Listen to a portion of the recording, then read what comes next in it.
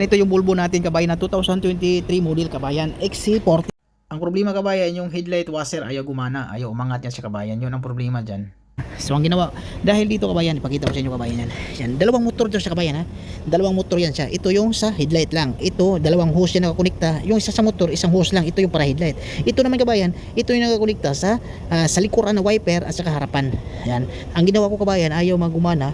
So tinignan natin ulit, tapos binaliktad natin itong dalawang motor, baka nabaliktad yung paglagay ko kasi yung pagtanggal nito kabayan, wala na itong tangki kabayan sa motor basag to so wala na to siya, hindi na nakakonekta kasi natanggal na itong mga motor.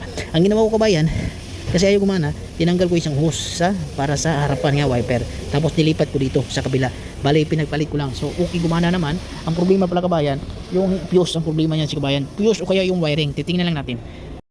Ito pala yung motor kabayan, yan kabayan, motor ng headlight washer. Bali dalawang ganyan kabayan. Yung isang motor naman nakakonekta yun sa washer sa salamin sa harapan sa kalikuran. Dalawang hose nakakonek doon. Tapos yan, isang hose lang para sa headlight washer. Yan ang nasira kabayan, pinalitan natin na bago. Paano tanggalin yung nakakonektang yan kabayan?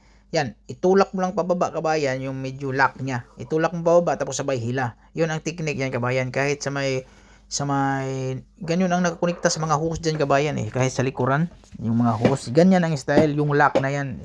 Minsan pag hindi mo alam, talagang mahihirapan ka. Ang style yan parang iikot mo tapos sabay tulak pa atras, tapos pag maatras mo na yan, automatic matanggal mo na siya, tapos pag ilock mo, ibalik mo lang siya kabayan.